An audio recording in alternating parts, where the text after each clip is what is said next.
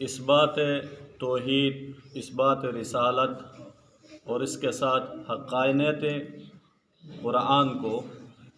دلائل و براہین کے ذریعے سے واضح فرما دیا، اور اس میں ان دلائل کو بھی ذکر فرمایا جنہیں آفاقی دلائل بولتے ہیں، اور دلائل انفسی کا بھی ذکر فرمایا اللہ رب العزت نے، اور ان تمام کا مقصد توحید و رسالت اور حقانیت قرآن کو ثابت کرنا تھا۔ آج کی دو آیات، ان میں اللہ رب العزت منکرین قرآن، منکرین رسالت اور وہ لوگ جو توحید کے انکاری تھے، ان کے سامنے اللہ رب العزت اپنے ان احسانات کو ذکر کر رہے ہیں جن کا تعلق براہ راست ان کی جان سے ہے یا ان کے ارد گرد کے ماحول سے ہیں۔ ان احسانات کا ذکر فرما رہے ہیں، اور ان احسانات کو ذکر فرما کر اللہ رب العزت یہ بیان فرمانا چاہتے ہیں کہ بڑے تعجب کی بات ہے کہ اتنے احسانات ہونے کے باوجود کہ محسن کا، احسان کرنے والے کا انکار کیا جائے، کہ شریف الطبع اور شریف النفس انسان اسے شمار کیا جاتا ہے جو اپنے محسن کے احسان کا اقرار کرے اور اپنے محسن کے احسان کو یاد کرتے ہوئے اس کی فرمانبرداری کرے اور اس کی اطاعت گزاری میں لگا رہے، ٹھیک ہے نا۔ لیکن ان لوگوں پر بڑا افسوس ہے جو کہ اس دور کے مشرک تھے، کافر تھے، یا اس دور میں جو اللہ اور رسالت کو نہیں مانتے ہیں، کہ ان احسانات سے براہ راست فائدہ اٹھانے کے باوجود، اللہ کی عنایتوں سے، نوازشوں سے براہ راست فائدہ اٹھانے کے باوجود اللہ اور رسالت کا یہ انکار کر رہے ہیں۔ بڑے تعجب کی بات ہے۔ تو اللہ رب العزت فرمایا کیف تکفرون باللہ وکنتم امواتا فاحیاکم، کہ کیسے تم اللہ رب العزت کا انکار کرتے ہو، وکنتم امواتا فاحیاکم، تم مردہ تھے، اس نے تمہیں زندگی بخشی، جلا بخشا، ثم یمیتکم ثم یحییکم، پھر تمہیں موت دے گا، پھر اس کے بعد زندہ فرمائے گا۔ تو اس آیت میں اللہ رب العزت نے ان نعمتوں اور ان احسانات کا ذکر کیا جو ہر انسان کی جان سے جن کا تعلق ہے، کہ جیسے فرمایا کہ کنتم امواتا، کہ یہ انسان کی اس ابتدا کی طرف اشارہ کر رہے ہیں کہ ابتدا انسان کی حیثیت کیا تھی۔ ایک گندا قطرہ تھا پانی کا، اور اس کے اندر مختلف ذرات تھے، بعض ذرات ایسے تھے جو کہ پانی کی طرح تھے، اور بعض اس کے اندر کچھ جسم نما ذرات تھے۔ تو اللہ رب العزت نے اس نطفہ، اس کی حیثیت مردے کی تھی، جو پانی کا قطرہ ہوتا ہے اس کی حیثیت مردے کی ہوتی ہے، نہ سانس لے رہا تھا نہ اور کچھ، ایک پانی کا قطرہ تھا۔ لیکن اللہ رب العزت فرماتے ہیں کہ تم اپنی ابتدا کی طرف دیکھو، تمہاری کوئی حیثیت نہیں تھی، ایک گندا پانی کا قطرہ تھا، تو اللہ نے اپنے فضل و کرم سے تمہیں اس قطرے سے خوشنما اور خوبصورت انسان بنایا۔ یہ اللہ کا بڑا فضل و کرم ہے کہ ہم اپنی ابتدا کی طرف دیکھیں تو ہم کیا تھے۔ تو یہ فرماتے ہیں کہ یہ ایسی نعمت ہے جو ہر انسان کی ذات کے ساتھ، جان کے ساتھ تعلق رکھتی ہے، چاہے وہ مسلمان ہو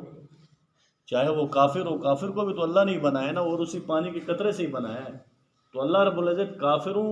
کو مخاطب کر کے یہ فرما رہے ہیں کہ خدا کے بندو، دلائل کو اپنی جگہ میں چھوڑو، براہین کو اپنی جگہ میں چھوڑو، لیکن تم خود اپنی ذات کے اوپر نگاہ ڈالو، اپنی جانوں پر نگاہ ڈالو کہ تمہاری حیثیت کیا تھی، تم کچھ بھی نہیں تھے۔ تو اللہ رب العزت نے تم پر عنایت کر کے تمہیں جان بخشی، تو تم انسان بن کے پیدا ہو گئے ہو، تو پھر بھی تم اس رب کی نافرمانی میں لگے ہو، تو اس پر سوائے افسوس کے اور کچھ نہیں کہا جا سکتا۔ تو فرمایا کہ فاحیاکم، تمہیں زندہ کیا، پھر اس کے بعد فرمایا کہ ثم یمیتکم ثم یحییکم۔ تو یہ اس ابتدا کے بعد اللہ رب العزت ہر انسان کے لیے ایک وقت مقرر کیا ہے کہ اس وقت مقرر تک یہ اس دنیا میں سانسیں لے گا۔ کسی نے 60 سال سانسیں لینی ہے، کسی نے 70 سال زندہ رہنا ہے، کسی نے 80 سال، کسی نے 20 سال، کسی نے 20 مہینے، کسی نے 2 مہینے، تو ہر ایک انسان کے لیے اللہ رب العزت نے ایک وقت مقرر کیا ہے۔ اس وقت مقرر تک اس دنیا میں رہے گا، پھر اللہ تبارک و تعالیٰ اپنے امر سے اس کو موت دیں گے اور وہ دوسری دنیا کی طرف منتقل ہوں گے۔ تو فرمایا ثم یمیتکم، کہ تمہیں دوبارہ یعنی جیسے زندہ کیا تھا پھر تمہیں موت دے گا،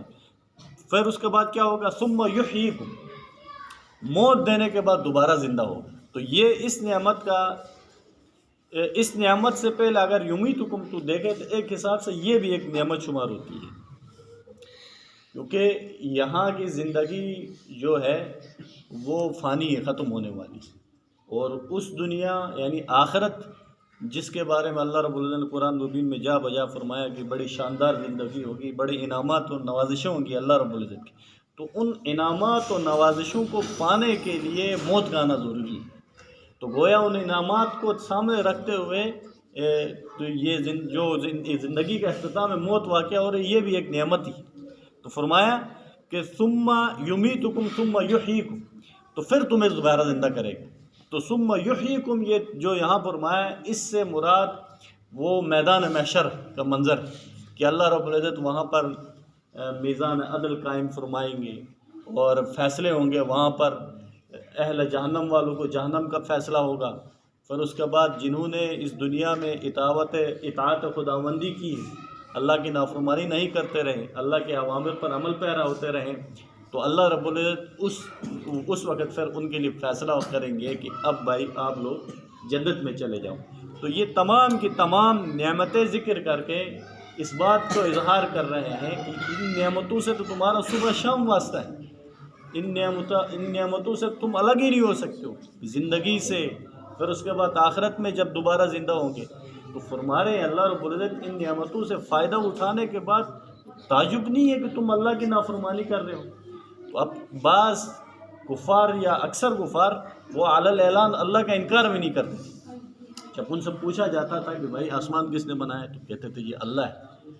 لیکن ان کے ساتھ جھگڑا جو آیا رسالت کے اوپر آیا، تو انہوں نے کہا بھائی ہم رسالت کو نہیں مانتے۔ تو رسالت کے انکار گویا کہ اللہ کی خدائی کا انکار ہے، تو رسالت کے انکار اللہ کی خدائی کا انکار ہے، قرآن کا انکار اللہ کی خدائی کا انکار ہے۔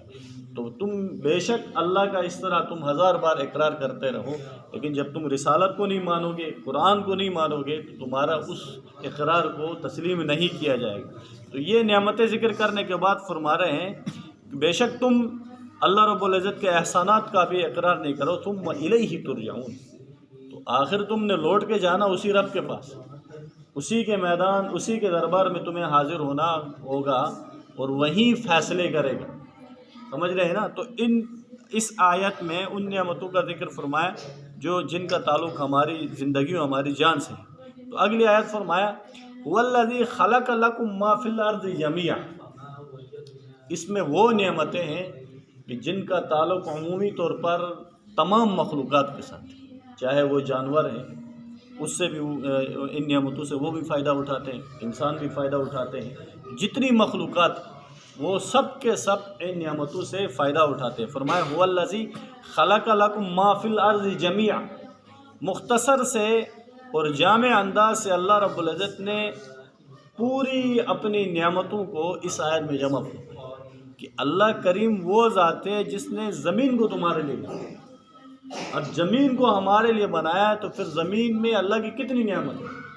کہ ہماری زندگی سے تعلق رکھنے والی ہر چیز اللہ رب العزت زمین سے پیدا فرماتا ہے،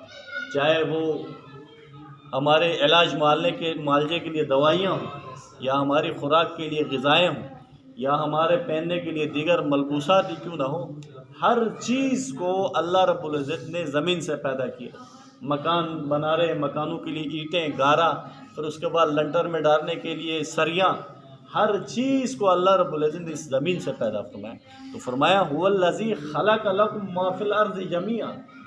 کدھر بھاگے جا رہے ہو؟ اللہ کریم تو وہ ذات ہے جس نے زمین میں جو کچھ ہے سب کا سب تمہارے لیے پیدا کیا۔ فرمایا ثم استوى الی السماء فسواها، تو اس میں اللہ رب العزت آسمان کا تذکرہ کر رہے ہیں کہ اللہ رب العزت نے زمین بنانے کے بعد پھر آسمانوں کی طرف متوجہ ہو گئی، تو آسمان ہم دیکھ رہے ہیں کہ اس سے اللہ رب العزت بارشیں نازل فرماتے ہیں، اور وہ دودھ اور دیگر چیزیں جن کا تعلق براہ راست ہماری زندگیوں کے لیے بہت ضروری ہے کہ ہماری فصلیں تب ہی تیار ہو سکتی ہیں جب سورج، تو وہ تمام کی تمام چیزیں اللہ رب العزت آسمان میں سجا کے رکھی ہیں، تو گویا کہ وہ بھی ایک بڑی عظیم نعمت ہے اللہ رب العزت کی آسمان میں۔ پھر فرمایا وَهُوَ بِكُلِّ شَيْءٍ عَلِيمٌ۔ ان تمام نعمتوں کو ذکر کرنے کے بعد اللہ رب العزت نے فرمایا کہ تم جو مرضی کرو، تم چاہے اللہ کی وحدانیت کو ظاہر کرو، اپنے نظریات کو ظاہر کرو یا نہ کرو، اللہ رب العزت ہر ایک چیز کے اوپر علم رکھتے ہیں اور اللہ کے دسترس میں ہے ہر چیز۔ تو میرے عزیز دوستو، یہ نعمتیں اور ان انعامات کا تعلق ہماری زندگی کے ساتھ بھی ہے، ٹھیک ہے نا؟ تو ہم نے بھی اس چیز کو بغور دیکھنا ہے، کیا کہیں ہم بھی اللہ کی نافرمانی تو نہیں کر رہے؟ اگر قولاً نہیں کرتے ہیں تو کہیں عملاً تو ہم سے اللہ کی نافرمانی سرزد تو نہیں ہوتی۔ تو اسی لیے حتی الامکان ہمیں کوشش کر کے اللہ کی نافرمانیوں سے دور رہنے کی کوشش کرنی چاہیے، کہ اللہ کی نافرمانیوں سے ہم دور رہیں گے تو پھر جب اس دنیا سے ہم اس دنیا میں منتقل ہوں گے، وہاں کی ان دائمی نعمتوں سے ہم فائدہ اٹھا سکیں گے، ہم جنت میں جانے والے بن جائیں گے۔ اللہ رب العزت سے دعا ہے کہ قرآن کی سمجھ نصیب فرمائے اور اپنی نافرمانیوں سے ہم تمام کو بچنے کی توفیق عطا فرمائے۔ آمین۔ الحمدللہ رب العالمین۔